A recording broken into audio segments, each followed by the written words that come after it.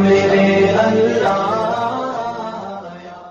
الحمد لله وكفى وسلام على عباده الذين اصطفى أما بعد فقد قال الله تبارك وتعالى في القرآن المجيد والفرقان الحميد فأعوذ بالله من الشيطان الرجيم بسم الله الرحمن الرحيم إنا أنزلناه في ليلة القدر وما أدراك ما ليلة القدر ليلة القدر خير من ألف شهر تنزل الملائكة والروح فيها بإذن ربهم من كل أمر سلام هي حتى مطلع الفجر.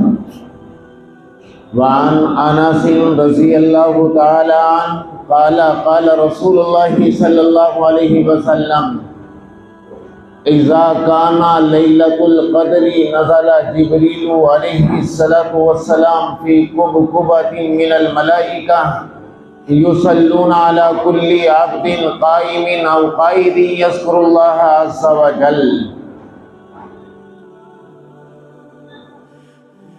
وعن عائشة رضي الله تعالى عنها قالت كان رسول الله صلى الله عليه وسلم يجتهد في العشر الأواخر من رمضان ما لا يجتهد في غيره. وعن عائشة رضي الله تعالى عنها قالت كان رسول الله صلى الله عليه وسلم إذا دخل العشر شد مئزره وأحيا ليله وأيقظ أهله او کما قال علیہ الصلوۃ والسلام. حضرات گرامی، یہ رمضان المبارک کے نورانی شب و روز اپنی برق رفتاری کے ساتھ آگے بڑھ رہے ہیں، ہر روز کم ہوتا جا رہا ہے. اللہ تبارک و تعالیٰ کی رحمتیں اور ان کا ٹھانٹے مارتا ہوا سمندر اللہ تبارک و تعالیٰ کی طرف سے اپنے بندوں کے اوپر مہربان ہے. ہر اس شخص کے لیے جو رحمتوں اور نیکیوں کا طالب ہو، خیر کا طالب ہو، آگے بڑھ جانے کا ارادہ کرے. مقامات آہو فغاں اور بھی ہیں، ابھی آگے آگے جہاں اور بھی ہیں. بندے کے لیے کوئی ایسی منزل ٹھہراؤ کی نہیں ہے.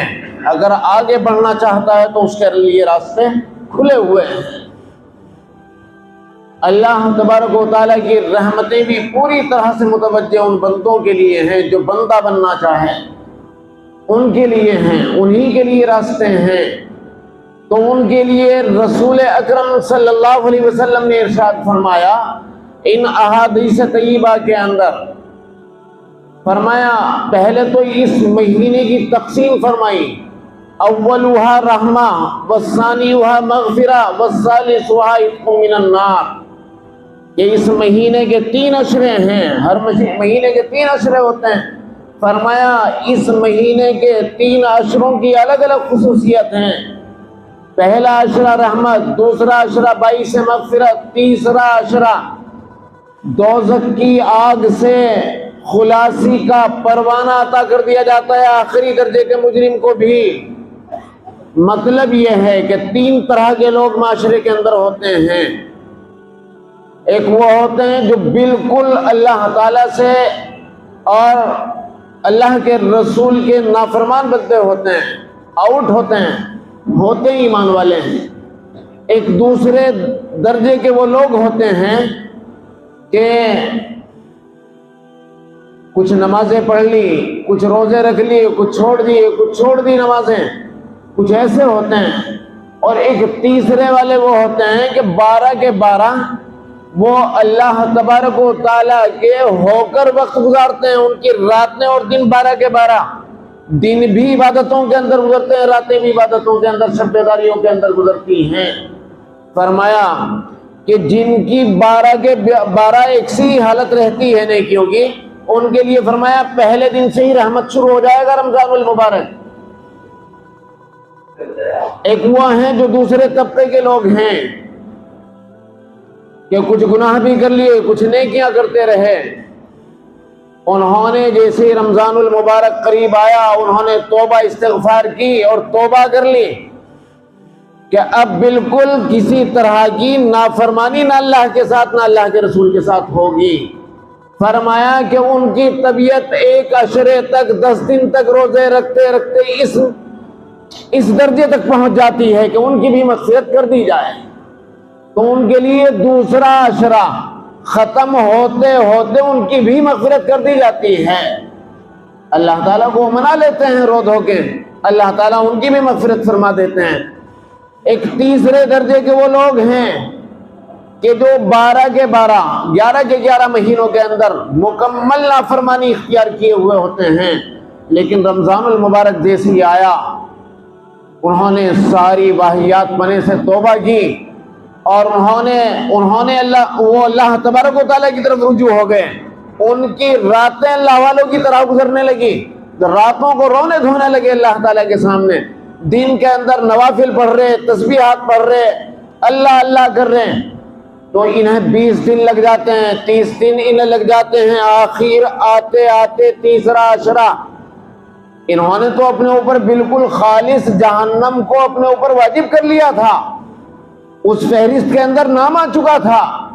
فرمایا وَآخِرُهَا عِتْقٌ مِّنَ النَّارِ، یہ تیسرے درجے کے لوگ بھی اس رمضان المبارک کی احتیاط کرتے ہوئے اس کے اندر توبہ استغفار کرتے کرتے ان کی طبیعت بھی اس درجے کو پہنچ جاتی ہے کہ آخر دنوں کے اندر یعنی آخری عشرہ 25 26 27 28 29ویں روزے تک جا کے یہ بھی اللہ تعالیٰ کو منا لیتے ہیں اور ان کا نام بھی جہنم سے کاٹ دیا جاتا ہے اور جہنم سے خلاصی کا پروانہ عطا کر دیا جاتا ہے۔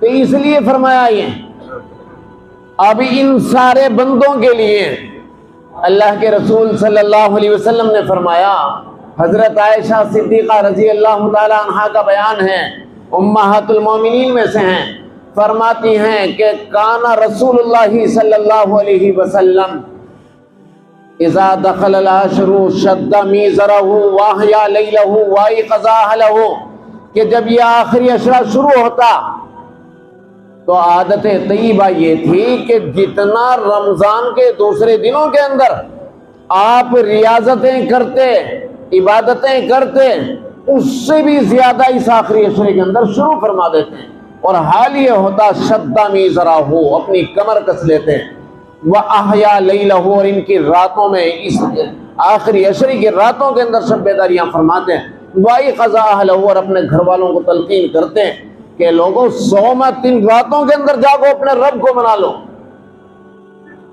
قیامت کے روز کی گرمی کا سامان پیدا کر لو، اور ان راتوں کے اندر جاگ کے قبر کی اندھیریوں کا سامان پیدا کر لو، وہاں کے اجالوں کا سامان پیدا کر لو۔ فرمایا رسول اکرم صلی اللہ علیہ وسلم نے اس رمضان المبارک کی فضیلتوں کے بارے میں پہلی فضیلت اس کی یہ فرمائی، یا ایھا الناس قد اظلکم شہر عظیم و شہر مبارک فیہ لیلۃ خیر من الف شہر، کہ اتنا عظیم مہینہ ہے کہ جس میں اللہ تبارک و تعالیٰ نے شب قدر کو رکھا ہے۔ شب قدر کیا چیز ہے؟ جس میں اللہ تعالیٰ نے کلام اللہ شریف کو نازل فرمایا۔ شب قدر وہ چیز یعنی کتنی عظمت والی رات بن گئی کہ اپنے نورانی کلام کو اللہ تبارک و تعالیٰ نے طے کیا کہ شب قدر کے اندر اس کو نازل کیا جائے۔ فرمایا شب قدر کیا ہے؟ انا انزلناہ فی لیلۃ القدر، ہم نے نازل کیا کلام اللہ شریف کو شب قدر کے اندر۔ وما ادراک ما لیلۃ القدر، آپ جانتے ہیں کہ شب قدر کیا چیز ہے؟ لیلۃ القدر خیر من الف شہر، کہ شب قدر 1000 مہینوں کی سے بھی زیادہ بڑھ کر اس کی عبادتوں کا اجر ہے۔ اس میں ہوتا کیا ہے؟ تنزل الملائکۃ والروح فیہا، کہ اس رات کے اندر حضرت جبرائیل علیہ السلام اور پاک فرشتے جو ہیں وہ آسمان سے دنیا کے اندر آتے ہیں، دنیا پر روئے زمین کے اوپر پھیل جاتے ہیں۔ تنزل الملائکۃ والروح فیہا، حضرت جبرائیل علیہ السلام بھی۔ اللہ تعالیٰ کا حکم ہوتا ہے شب قدر کے اندر کہ جاؤ امت محمدیہ کے عبادت گزاروں سے جا کر مصافحہ کرو، زمینوں کے اندر پھیل جاؤ۔ حضرت جبرائیل علیہ السلام سبز رنگ کا ایک جھنڈا لے کر اور خانے کعبے کی چھت کے اوپر کھڑا کر دیتے ہیں، اور ان کے ساتھ فرشتے جوق در جوق ان کے ساتھ فرشتے اترتے ہیں۔ نزل جبریل علیہ السلام فی کبکبۃ من الملائکہ، فرشتوں کے جھرمٹ کے اندر حضرت جبرائیل علیہ السلام نازل ہوتے ہیں۔ یصلون علی کل عبد قائم او قائد یذکر اللہ عز وجل، ہر اس شخص کے لیے دعائے خیر کرتے ہوئے پوری رات یہ سلسلہ چلتا رہتا ہے، جو لیٹا ہوا، بیٹھا ہوا، کھڑا ہوا اللہ تعالیٰ کے سامنے رو رہا ہو، تسبیحات کر رہا ہو، ذکر اللہ جاری ہو، نمازیں پڑھ رہا ہو، کبھی سجدے کر رہا ہو، کبھی رکوع میں جھکا ہوا ہو، ہر اس شخص کے لیے دعائیں خیر ہوتی رہتی ہیں۔ فرمایا حتی مطلع الفجر، یہاں تک کہ صبح ہو جاتی ہے، صبح صادق تک یہ پوری رات سلسلہ چلتا رہتا ہے۔ یہ ہے شب قدر۔ فرمایا کہ ان راتوں کی تلقین فرماتے ہیں آقا مدنی صلی اللہ علیہ وسلم، ان راتوں کے اندر جاگو۔ اور پھر فرمایا کہ شب قدر کا معلوم ہو گیا کتنی قیمتی ہے، تو سنو، فرمایا اس کا پتہ بھی بتا دیتے ہیں، امکان بھی بتا دیتے ہیں کہ کن راتوں کے اندر یہ ملے گی۔ حضرت عائشہ صدیقہ رضی اللہ تعالی عنہ کا بیان ہے، تحروا لیلۃ القدر فی الوتر من العشر الاواخر من رمضان، رمضان المبارک کے آخری عشرے کی طاق راتوں کے اندر شب قدر کو تلاش کرو، یعنی ان راتوں کے اندر خاص طور سے شب بیداریاں کرو۔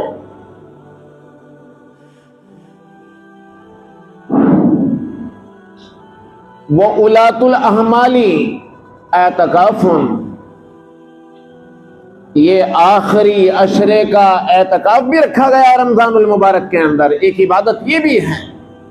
فرمایا یہ تو کمپلسری کورس سب کے لیے تھا رمضان المبارک کا، لیکن فرمایا اگر کوئی آگے بڑھنے کا اور ارادہ رکھتا ہو، کچھ اور ہمت کر لے، تو پھر تمہیں وہ پتہ بتا دیا جاتا ہے کہ اللہ تبارک و تعالیٰ کی چوکھٹ کے اوپر جا کر پڑ جانا، اور وہ ہے اعتکاف۔ فرمایا کتنا بڑا اجر ہے۔ عن ابن عباس رضی اللہ تعالی عنہ قال رسول اللہ صلی اللہ علیہ وسلم فی المعتکف هو یعتکف الذنوب ویجری له الحسنات کامل الحسنات کلها۔ فرمایا معتکف کے بارے میں اتنا بڑا اجر ہے کہ یہ اعتکاف کے اندر بیٹھ کر باہر جو مسجد سے باہر نیک اعمال ہو رہے ہیں، جن کے اجر بہت بڑے بڑے ہیں، جنازوں کے اندر شرکت کرنا، یتیموں کی، مسکینوں کی خبرگیری کرنا، اپنے اہل و عیال کے لیے رزق حلال کی تلاش کے اندر نکلنا، اور جتنے کام ہیں جو مسجد سے باہر والے لوگ، بستی والے لوگ انجام دے رہے ہیں، فرمایا وَيَجْرِي لَهُ الْحَسَنَاتِ كَامِلِ الْحَسَنَاتِ كُلِّهَا، کہ جتنے لوگ نیک کام کر رہے ہیں مسجد کے سے باہر، سب کے کاموں کے اندر اس کی حصہ داری ہے جو اعتکاف کے اندر پڑا ہوا ہے، اسے برابر اتنا ہی اجر مل رہا ہے جتنا اجر ایک ایک کو الگ الگ مل رہا ہے، سب کے حصے کا اجر وہاں پہنچ رہا ہے، اتنا بڑا اجر۔ اہمیت اس کی یہ ہے، ان عائشہ رضی اللہ تعالی عنہا قالت کان النبی صلی اللہ علیہ وسلم یعتکف العشر الاواخر من رمضان حتی توفاہ اللہ ثم اعتکف ازواجہ من بعدہ، کہ حضرت عائشہ صدیقہ رضی اللہ تعالیٰ عنہ فرماتی ہیں رسول اکرم صلی اللہ علیہ وسلم کی عادت طیبہ یہ تھی کہ وہ رمضان المبارک کے آخری عشرے کا اعتکاف فرماتے تھے۔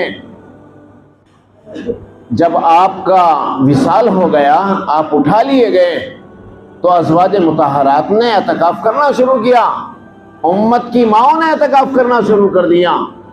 اور اہمیت اور آگے سنو، فرمایا حضرت انس رضی اللہ تعالی عنہ بیان کرتے ہیں کان رسول اللہ صلی اللہ علیہ وسلم یعتکف العشر الاواخر من رمضان فلم یعتکف عاما فلما اذا کان العام المقبل اعتکف 20۔ فرمایا کہ 1 سال آپ کا اعتکاف رہ گیا، سفر میں جانا پڑ گیا۔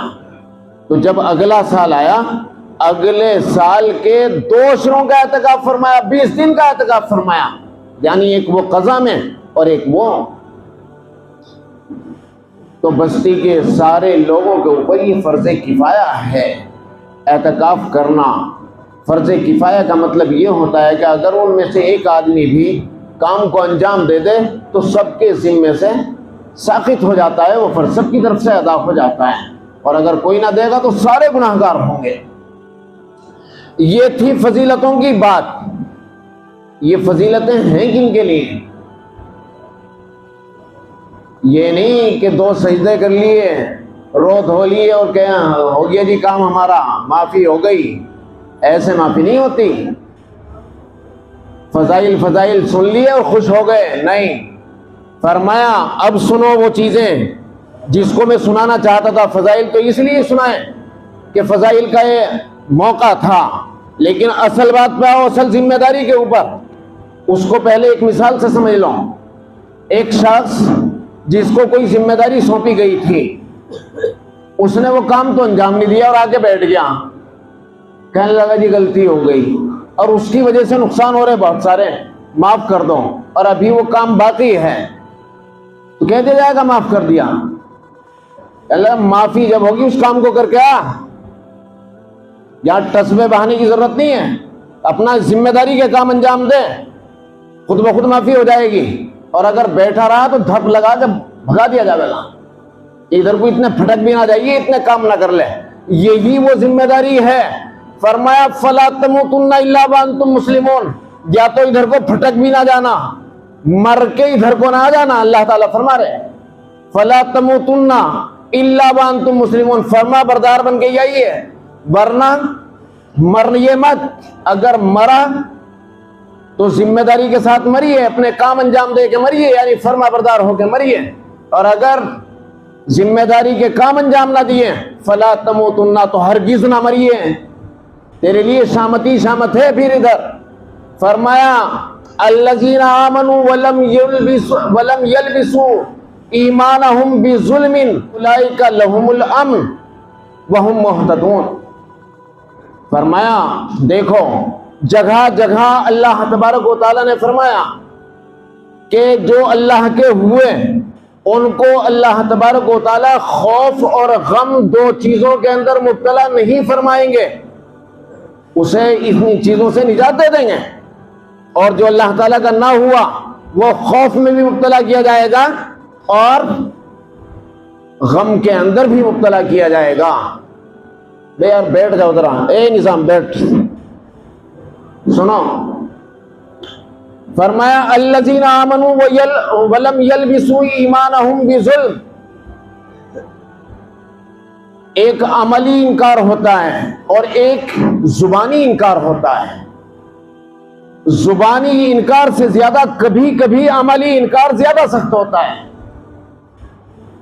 اس کی مثال سمجھ لو۔ اس کی مثال یہ ہے، موٹی سی مثال، ابو نے یہ کہا بیٹے کو اپنے کہ روٹی دوپہر کا کھانا لے کے دکان پہ آ جائیے، میں بغیر ناشتے کے جا رہا، ذرا جلدی لے کے آ جائیے۔ اب زبان سے تو انکار نہیں کرا اور لے کے گیا نہیں، زبان سے انکار نہیں کرا۔ جس وقت وہ بھوکا اور پیاسا شام کے ٹائم آئے گا اور یہ سامنے پڑ گیا اس حالت کے اندر، تو نتیجہ آپ سمجھتے ہیں کیا ہوگا یا آپ کیا کریں گے اس کا؟ سمجھ میں آ گئی بات؟ تو زبانی انکار تو کرا نہیں تھا کہ میں نہیں لے کے آنے کا، لیکن عملی انکار تو کیا نا، عمل سے کام نہیں کرا۔ تو زبانی انکار ہو یا عملی انکار، انکار ہے اور اسی کا نام ظلم ہے۔ فرمایا الذین آمنوا ولم یلبسوا ایمانہم بظلم اولئک لہم الامن وہم مہتدون۔ فرمایا کہ امن انہیں دی جائے گی، ایمان تو لے آئے، امن انہیں دی جائے گی جنہوں نے اپنے ایمان کے اندر ظلم کو نہیں ملایا، یعنی ایمان کے ساتھ انکاری کیفیت پیدا نہ کی۔ انکاری کیفیت کیسی ہوتی ہے؟ دیکھو ایمان لانے کا مطلب یہ ہے کہ ہم نے اللہ کو مانا، رسول کو مانا، قیامت کو مانا، قبر کے عذاب کو مانا، قبر کی وسعتوں کو بھی مانا، پل صراط کو بھی مانا۔ اب جب ساری چیزوں کو مانا، اسی کا نام تو یقین ہے۔ مرنے کے بعد اٹھائے جانے کو مانا، خدا تعالیٰ کے سامنے پیشی کو مانا۔ جب ان ساری چیزوں کو لا الہ الا اللہ پڑھ کر مان لیا تو اس کا نام ہوا ایمان۔ اور ایمان کے اندر ظلم کا ملانا، ظلم کا مطلب ہے انکاری کیفیت کا پیدا کر لینا، انکاری کیفیت۔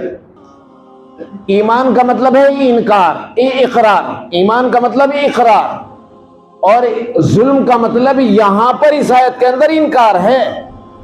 انکار عمل سے ہو یا انکار زبان سے ہو، انکار ہے، یعنی اقرار زبان سے کر لیا ایمان ہونے کا، لیکن کام ان کے والے کرے جو انکار کرتے ہیں، کافروں والے کام، جنہوں نے اپنے ایمان کے اندر ظلم کو، انکاری کیفیت نہ ملائی۔ امن انہیں دی جائے گی، جو ذمہ داری پوری کریں گے ان کو دی جائے گی، اور اگر ذمہ داری پوری نہ کی تو امن انہیں نہیں دیا جائے گا۔